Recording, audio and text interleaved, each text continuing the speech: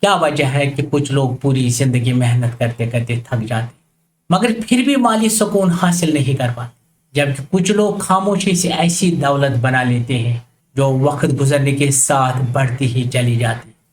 فرق صرف پیسے میں نہیں، فرق سوچ میں ہے۔ ہمیں بچپن سے صرف نوکری کرنا سکھایا جاتا ہے، لیکن کبھی یہ نہیں سکھایا جاتا ہے کہ پیسہ ہمارے لیے کیسے کام کر سکتا ہے۔ اور یہی وہ راز ہے جس نے دنیا بھر کے لاکھوں لوگوں کی زندگی بدل دی۔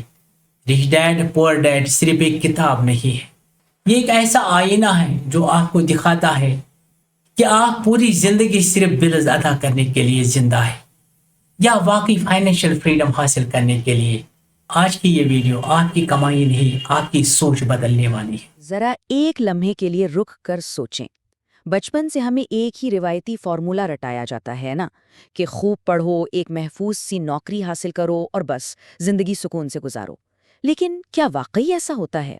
اس وضاحتی جائزے میں ہم رابرٹ کیوساکی کے مشہور مالیاتی اصولوں کو کھنگالنے والے ہیں اور اس روایتی سوچ کا حقیقت کی روشنی میں جائزہ لیں گے۔ چلیں بنا کسی دیری کے اس دلچسپ موضوع کی گہرائی میں چلتے ہیں۔ یہ ایک ایسا سوال ہے جو واقعی ذہن کو جھنجھوڑ کر رکھ دیتا ہے۔ ذرا غور کریں، اعلیٰ تعلیم یافتہ لوگ جن کی تنخواہیں بھی بہت زبردست ہوتی ہیں، وہ اکثر مالی مشکلات کا شکار کیوں رہتے ہیں؟ وہ کمانے اور خرچ کرنے کے ایک نہ ختم ہونے والے چکر میں کیوں پھنسے نظر آتے ہیں؟ جبکہ ایک دوسری طرف ایسے لوگ بھی ہیں جو شاید اتنے پڑھے لکھے نہ ہوں لیکن بآسانی مالی آزادی حاصل کر لیتے ہیں۔ دراصل یہ وہ بنیادی معمہ ہے جسے آج ہم مل کر حل کریں گے۔ تو آئیے شروعات کرتے ہیں پہلے حصے سے، جس کا عنوان ہے دو باپ، دو مختلف سوچیں۔ کہانی کچھ یوں ہے کہ رابرٹ کیوساکی کے دو باپ تھے، ایک ان کے اپنے اعلیٰ تعلیم یافتہ غریب باپ اور دوسرے ان کے دوست کے کم پڑھے لکھے امیر باپ۔ اب دلچسپ بات یہ ہے کہ دونوں کی سوچ کا فرق بالکل واضح تھا۔ غریب باپ کی سوچ وہی روایتی تھی، یعنی اسکول جاؤ اور ایک محفوظ نوکری حاصل کرو، وہ بس پیسے کے لیے محنت کرنے پر یقین رکھتے تھے۔ جبکہ دوسری طرف امیر باپ کا نظریہ بالکل ہی مختلف تھا، ان کا ماننا تھا کہ یہ سیکھو کہ پیسہ کیسے کام کرتا ہے اور اثاثے بناؤ۔ ان کے نزدیک انسان کو پیسے کے لیے نہیں بلکہ پیسے کو انسان کے لیے کام کرنا چاہیے۔ اور پتہ ہے یہ فرق روزمرہ کے عام سے جملوں میں بھی صاف جھلکتا تھا۔ جب بھی کسی مہنگی چیز کی بات آتی تو غریب باپ فوراً کہتے ہم یہ افورڈ نہیں کر سکتے، بس بات ختم۔ یہ وہ جملہ ہے جو دماغ کو مزید سوچنے سے بند کر دیتا ہے۔ لیکن امیر باپ وہ کہتے ہم یہ کیسے افورڈ کر سکتے ہیں، یہ محض ایک سوال نہیں ہے، یہ ذہن کے دروازے کھولتا ہے اور نئے راستے تلاش کرنے پر مجبور کرتا ہے۔ الفاظ حقیقت بناتے ہیں، اور سوچ کے اسی فرق کو سمجھنے کے بعد اب ہم دیکھیں گے کہ عملی زندگی میں یہ کیا روپ دھارتی ہے۔ ہمارا اگلا حصہ اسی بارے میں ہے، چوہا دوڑ یعنی ریٹ ریس سے فرار۔ اب یہ بہت اہم ہے۔ صرف ایک تنہا پر انحصار کرنے کا روایتی مشورہ دراصل ایک بہت بڑا جال ہے جسے مشہور زمانہ چوہا دوڑ یا ریٹ ریس کہا جاتا ہے۔ یہ ایک نہ ختم ہونے والا چکر ہے۔ انسان تنہا کماتا ہے، بل بھرتا ہے، مزید چیزیں خریدنے کے لیے کریڈٹ کارڈ یا قرض کا سہارا لیتا ہے اور پھر اسے چکانے کے لیے اور زیادہ محنت کرتا ہے۔ جیسے جیسے لائف سٹائل بہتر ہوتا ہے، اخراجات بھی ویسے ہی بڑھ جاتے ہیں۔ یہ بالکل ایسا ہے جیسے کوئی چوہا ایک پہیے میں تیزی سے دوڑ رہا ہو۔ وہ دوڑ تو بہت تیز رہا ہے، لیکن مالی طور پر وہ کبھی اپنی جگہ سے ایک انچ بھی آگے نہیں بڑھ پاتا۔ اب ذرا اس کے پیچھے موجود ریاضی کو سمجھ لیتے ہیں۔ یہ بڑا سیدھا سا حساب ہے۔ درمیانے طبقے کے لوگ تنخواہ کماتے ہیں اور اسے ان چیزوں پر اڑا دیتے ہیں جو مزید اخراجات پیدا کرتی ہیں۔ اس کے برعکس امیر لوگ ایک زبردست نظام بناتے ہیں۔ وہ اثاثے خریدتے ہیں، یہ اثاثے ان کے لیے آمدنی پیدا کرتے ہیں اور پھر اس نئی آمدنی سے وہ اپنے اخراجات پورے کرتے ہیں۔ بس یہی وہ بنیادی فرق ہے جو دولت مندی کا اصل راستہ طے کرتا ہے۔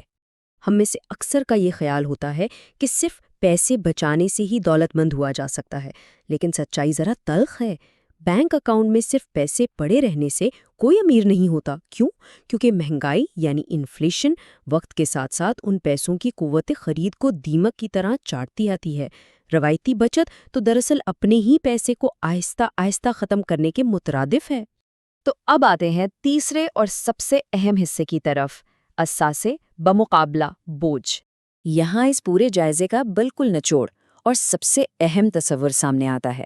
ایک اثاثہ یعنی ایسٹ دراصل وہ چیز ہے جو سوتے وقت بھی انسان کی جیب میں پیسہ ڈالے، اور ایک بوجھ یعنی لائبلٹی وہ چیز ہے جو انسان کی جیب سے پیسہ نکالے۔ امیر و غریب کے درمیان کھینچی ہوئی سب سے بڑی لکیر بس یہی ہے کہ امیر لوگ اثاثے خریدتے ہیں اور باقی سب بوجھ خریدتے ہیں، اور وہ بھی یہ سمجھے بغیر کہ وہ حقیقت میں بوجھ ہیں۔ چلیں اس بات کو ایک بہت ہی عام سی مثال سے سمجھتے ہیں۔ فرض کریں قرض پر ایک زبردست سی لگژری گاڑی خریدی گئی ہے۔ یہ ایک بوجھ ہے کیونکہ خریدتے ہی شو روم سے نکلتے ساتھ ہی اس کی قیمت گرنا شروع ہو جاتی ہے۔ اوپر سے اس پر سود دینا پڑتا ہے، ایندھن اور مرمت کے اخراجات الگ۔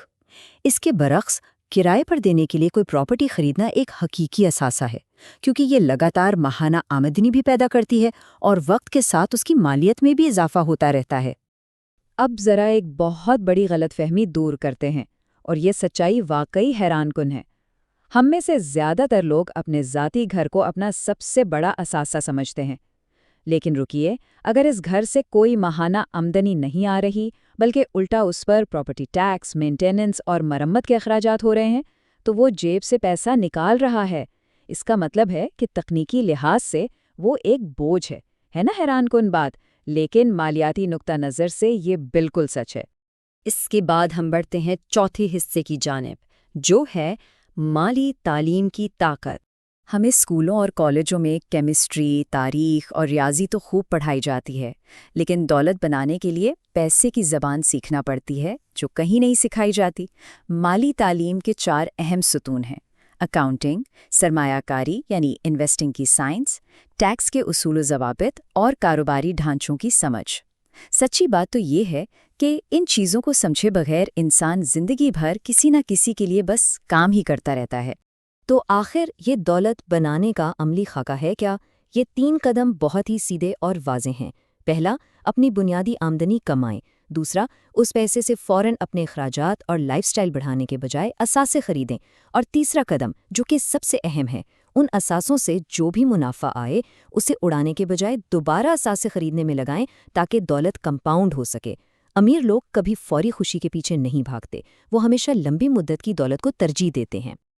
اور ایک بڑی دلچسپ بات بتاؤں، ایک اور انتہائی اہم چیز جو امیروں کو باقی سب سے الگ کرتی ہے وہ ان کا ٹیکس دینے کا طریقہ ہے۔ درمیانے طبقے کا شخص پہلے کماتا ہے، اس پر بھاری ٹیکس کٹواتا ہے اور پھر جو تھوڑا بہت بچتا ہے اسی میں گزارا کرتا ہے۔ لیکن امیروں لوگ وہ کاروباری ڈھانچوں کا زبردست استعمال کرتے ہیں۔ وہ کماتے ہیں، پہلے اپنے قانونی اخراجات اور کاروبار پر خرچ کرتے ہیں، اور پھر جو منافع بچ جاتا ہے صرف اسی پر ٹیکس دیتے ہیں۔ اس طرح وہ بالکل قانونی طور پر اپنا بہت سا ٹیکس بچا لیتے ہیں۔ یہاں ایک اور زبردست اصول شیئر کرنا چاہوں گا: سیکھنے کے لیے کام کریں، صرف پیسے کے لیے کام نہ کریں۔ ان ذرائع میں ایک انگلش لٹریچر کی طالبہ کا بڑا دلچسپ ذکر ہے۔ وہ بہت شاندار لکھتی تھی، لیکن اس کی کتاب بکتے نہیں تھی۔ اسے کسی نے مشورہ دیا کہ وہ سیلز اور مارکیٹنگ کی تربیت لے لے۔ وہ فوراً ناراض ہو گئی، اسے لگا یہ اس کے معیار سے گرا ہوا کام ہے۔ لیکن حقیقت یہی ہے کہ محض ایک ڈگری کے پیچھے بھاگنے کے بجائے سیلز، مارکیٹنگ یا کمیونیکیشن جیسی مختلف مہارتیں حاصل کرنا مالی آزادی کے لیے انتہائی ضروری ہے۔ ہمارا 5واں حصہ ہے مالیاتی رکاوٹوں پر قابو پانا۔ ہوتا کچھ یوں ہے کہ بہت سے لوگ یہ ساری ریاضی اور اصول سمجھ تو لیتے ہیں، لیکن پھر بھی وہ مالی آزادی حاصل نہیں کر پاتے۔ آخر کیوں؟ کیونکہ 5 بڑی رکاوٹیں ہیں جو انسان کو مفلوج کر دیتی ہیں: خوف، شک، کاہلی، بری عادتیں اور انا۔ نقصان کا خوف کبھی انسان کو پہلا قدم ہی نہیں اٹھانے دیتا، اور سب سے خطرناک چیز کاہلی ہے، جو اکثر میں تو ہر وقت بہت مصروف رہتا ہوں کہ بھیس میں چھپی ہوتی ہے۔ لوگ روایتی کاموں میں اتنے الجھے رہتے ہیں کہ مالی اثاثہ بنانے کے لیے کبھی وقت ہی نہیں نکال پاتے۔ بری عادتوں کا ذکر آیا ہے تو سب سے بڑی خامی پتہ ہے کیا ہے؟ وہ یہ کہ لوگ سب سے آخر میں اپنے بارے میں سوچتے ہیں۔ دولت مند لوگوں کی سب سے مضبوط اور پکی عادت یہ ہوتی ہے کہ وہ بل ادا کرنے سے بھی پہلے ہمیشہ خود کو ادائیگی کرتے ہیں۔ یعنی جیسے ہی ان کے پاس پیسہ آتا ہے وہ سب سے پہلے بچت اور سرمایہ کاری کا حصہ الگ کرتے ہیں اور پھر جو بچتا ہے اس سے بل ادا کرتے ہیں۔ یہ عادت مشکل وقت میں بھی مالی ترقی کو یقینی بناتی ہے۔ آج کے اس تیز ترین دور میں ایک اور بہت بڑی رکاوٹ یہ نام نہاد راتوں رات امیر بننے کی اسکیمیں ہیں۔ لاٹری ہو یا جلدی منافع دینے والے شارٹ کٹس، یہ دراصل دولت کو تباہ کر دیتے ہیں۔ یاد رکھیں، ایک حقیقی اور مضبوط اثاثہ بنانے کے لیے بے پناہ صبر، وقت اور نظم و ضبط درکار ہوتا ہے۔ کسی بھی مضبوط اور عالیشان عمارت کی بنیاد ایک رات میں کھڑی نہیں کی جا سکتی، اسے وقت لگتا ہے۔ اب ہم اس معلوماتی سفر کے بالکل اختتام کی طرف آ گئے ہیں۔ اس پورے تجزیے کا نچوڑ بس اس ایک لائن میں چھپا ہے: دولت پہلے ذہن میں بنتی ہے، پھر حقیقت میں۔ اس چوہا دور سے نکلنے کا فیصلہ محض کوئی معاشی فیصلہ نہیں ہے، بلکہ یہ 100% آپ کی سوچ کا فیصلہ ہے۔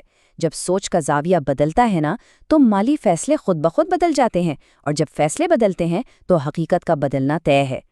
تو اب سب سے بڑا اور سوچنے والا سوال یہ ہے، کیا ان تمام حقائق اور احساسوں کی طاقت کو جان لینے کے بعد بھی لوگ اسی چوہا دوڑ میں تیز بھاگنے کو ہی ترجیح دیں گے، یا پھر آج بالکل اسی وقت سے اپنے مالی سفر کا رخ تبدیل کریں گے؟ یہ بات ہمیشہ یاد رکھنے کی ہے کہ امیری صرف بینک بیلنس کا نام نہیں، یہ دراصل ایک سوچ کا نام ہے جو زندگی بھر انسان کے ساتھ رہتی ہے۔ امید ہے کہ یہ وضاحتی جائزہ مالی تعلیم کی طرف ایک بہترین اور مضبوط قدم ثابت ہوگا۔